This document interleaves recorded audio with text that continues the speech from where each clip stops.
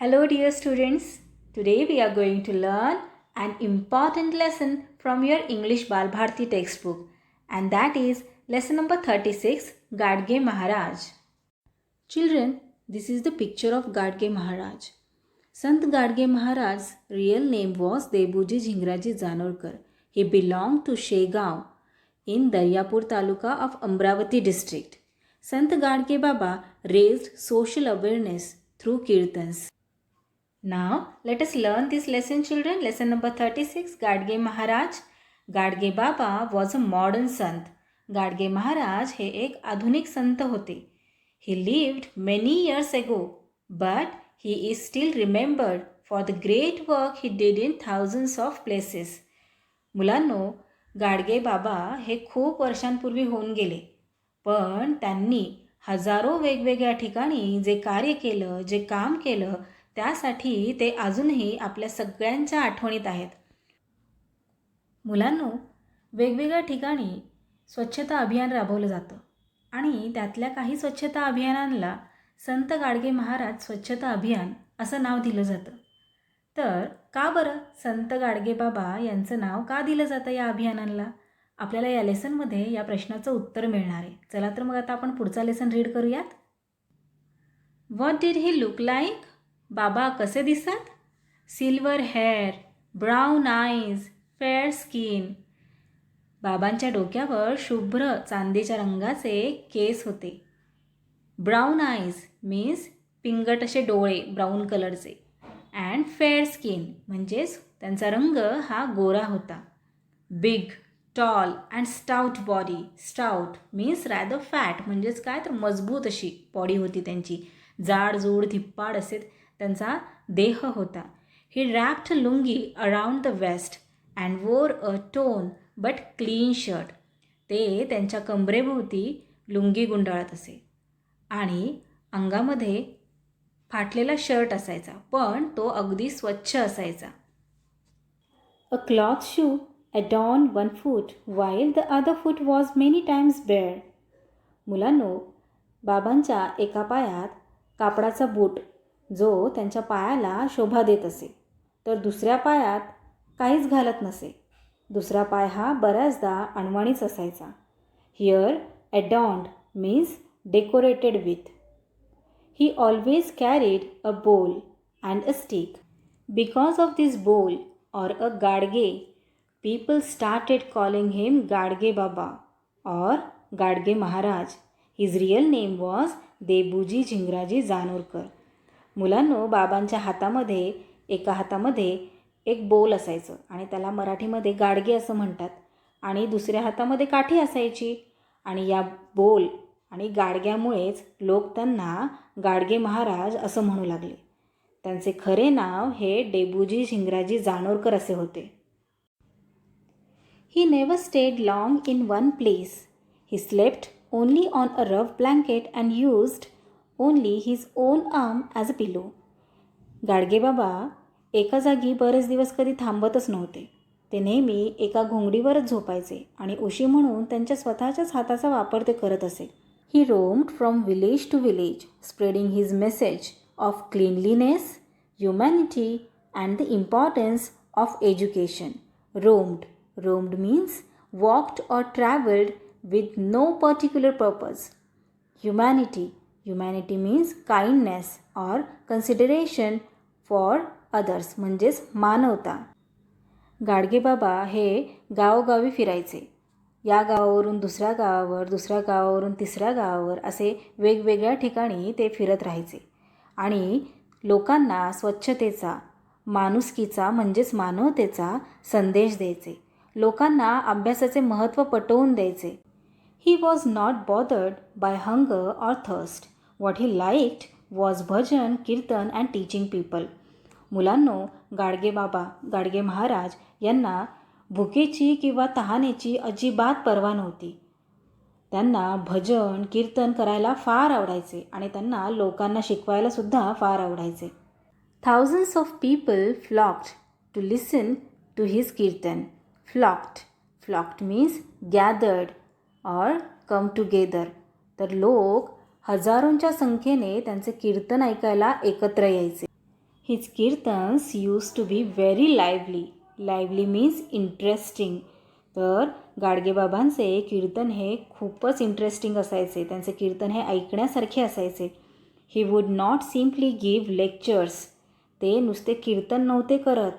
He would often put questions to the audience to keep up their interest. Then he would show them how absurd they were in their words and actions. Children, audience means people who gather to listen to something. म्हणजेच लोक, एकत्र जमलेले लोक जे काहीतरी ऐकण्यासाठी किंवा बघण्यासाठी आलेले असतात त्यांना ऑडियन्स असं म्हणतात. आणि absurd means not seeming proper or real, म्हणजेच विसंगती. तर गाडगे महाराज यांचे कीर्तन हे ऐकण्यासारखे असायचे आणि ते नुसते कीर्तन नव्हते देत, तर लोकांची उत्सुकता कायम राहावी म्हणून ते मधून लोकांना प्रश्नही विचारायचे आणि ते लोकांना जाणीव करून देत असे की त्यांच्या बोलण्यामध्ये आणि वागण्यामध्ये किती विसंगती आहे. He would ask, how many gods are there? देव किती आहेत? सगळे एकत्र मिळून म्हणायचे 1. म्हणजे सगळे काय म्हणायचे? एकच देव आहे. You worship Khandoba, Mhasoba, विरोबा and बेताल and so on. You worship many more, don't you? तुम्ही कोणाकोणाची प्रार्थना करता बरं? खंडोबा, म्हसोबा, विरोबा, वेताळाची आणि अजूनसुद्धा बऱ्याच देवांची, हो की नाही? मग सगळेजण एका स्वरात म्हणायचे येस. सगळेजण काय म्हणायचे? हो. Your actions show that you believe that there are a number of gods, and yet you said a little while ago that you worship one God. Were you asleep then? तुमच्या वागणुकीतून तुम्ही वेगवेगळ्या देवांची पूजा करता, पण तुम्ही म्हणताना काय म्हणता? की देव एकच आहे. तुमच्या बोलण्यात आणि वागण्यात फरक नाही का? The audience would be taken by surprise. Then they would listen more attentively to the Baba. लोक आश्चर्यचकित व्हायचे. सरप्राईज म्हणजे काय? तर आश्चर्य. तर लोक आश्चर्यचकित व्हायचे आणि मग ते फारच लक्षपूर्वक बाबांचं कीर्तन ऐकायचे. Baba would say, you offer things to God in return for his favour, don't you? Baba म्हणायचे, देवाची आपल्यावर कृपा व्हावी म्हणून तुम्ही देवाला काहीतरी द्यायचे कबूल करता, हो की नाही? सगळेजण एका स्वरात म्हणायचे येस वी डू. हो, आम्ही करतो. And don't you say, God my child is ill, please make him well, I will offer you a goat. तुम्ही देवाकडे गाऱ्हाणं करता, देवा माझे मूल आजारी आहे, त्याला लवकर बरं कर, मी तुला बोकड किंवा शेळी देईल. Yes we do. सगळेजण एका स्वरात म्हणायचे हो, आम्ही असं करतो, आम्ही असं म्हणतो. And don't you say that if God let's go the 2-legged child, you will offer him in return a 4-legged animal. तुम्ही असे नाही का म्हणत, माझ्या 2 पायाच्या मुलाला जाऊ दे रे बाबा, मी तुला 4 पायाचे एखादे जनावर देईल. We do. हो, आम्ही म्हणतो. Why can God who created this world be so cruel? Can he be so greedy? Can he be bribed? Bribed means to pay money to someone to make him or her do something dishonest. म्हणजेच लाच, आपण मराठीमध्ये त्याला म्हणतो लाच. कोणालाही पैसे देऊन काहीतरी चुकीचं काम करून घेणे म्हणजेच लाच देणे.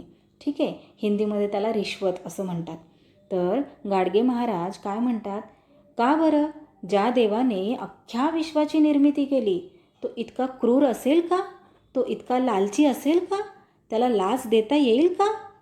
सगळेजण एका स्वरात म्हणतात की नाही, no. Do you think killing and eating one of the God's creatures will please him? Will he bless you for that?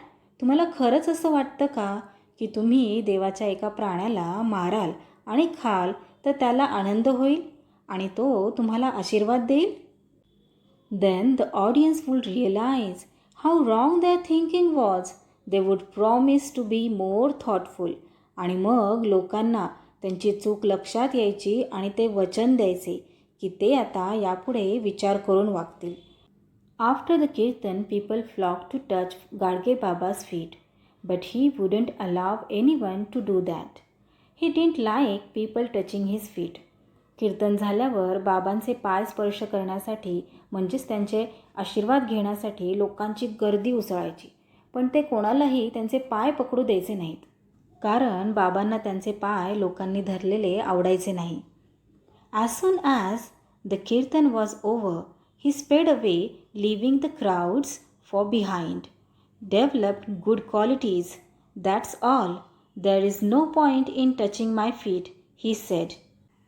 स्पेड away means went away very quickly, म्हणजे एकदम पटकन एखाद्या जागेवरून निघून जाणे.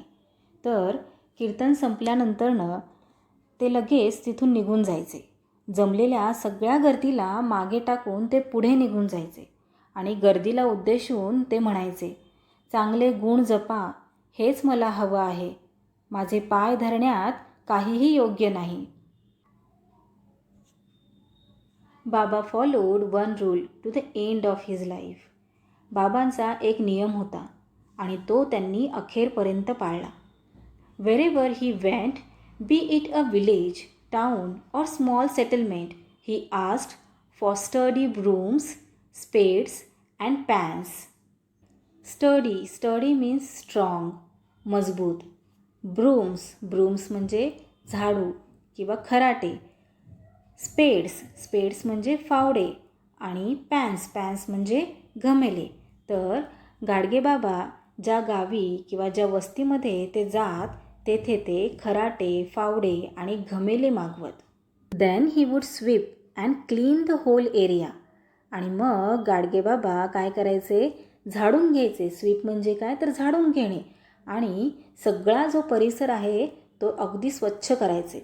सून other people join him, but he did not wait for that to happen.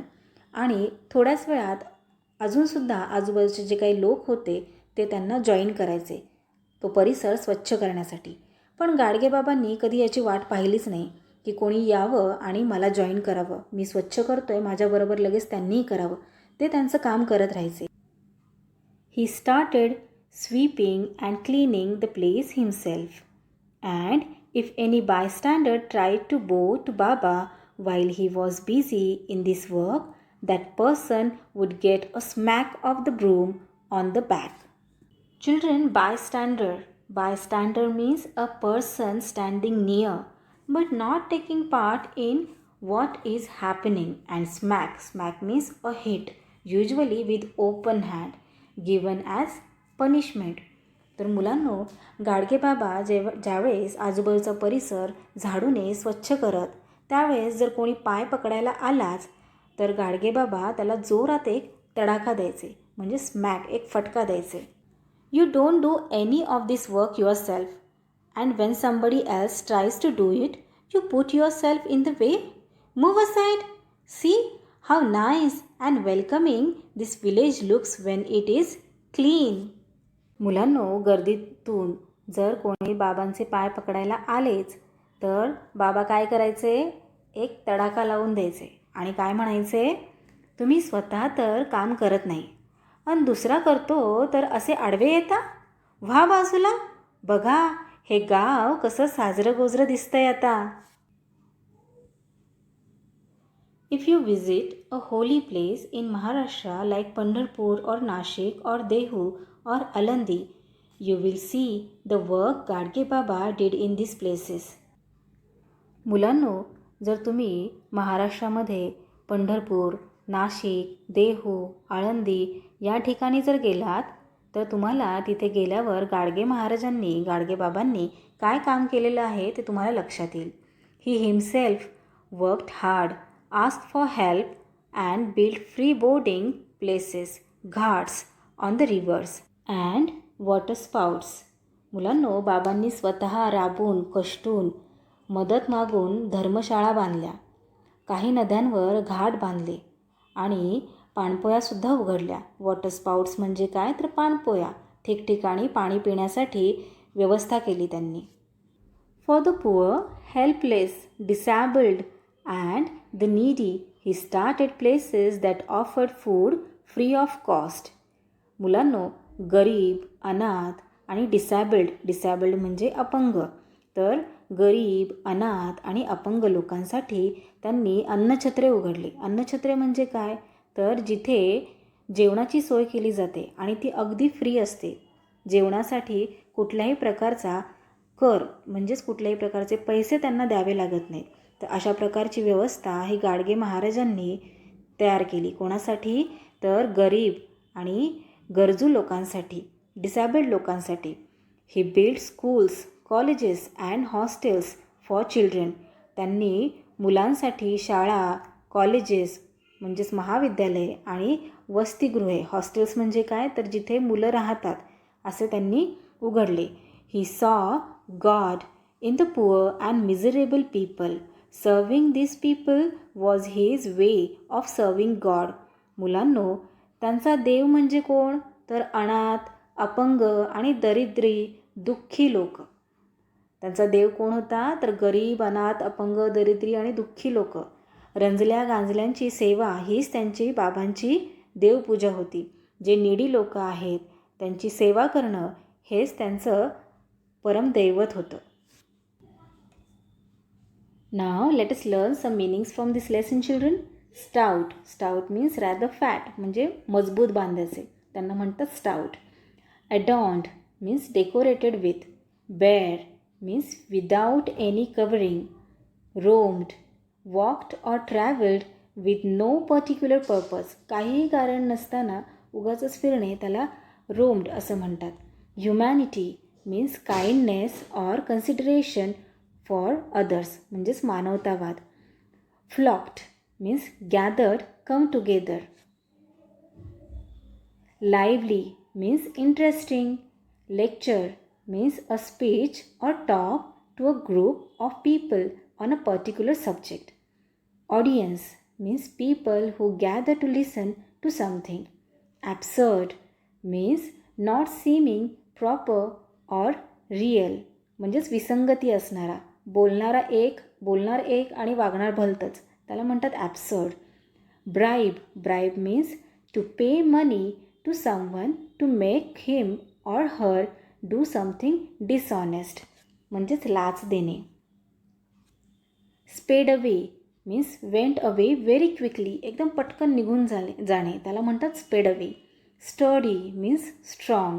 बायस्टँडर means a person standing near but not taking part in what is happening.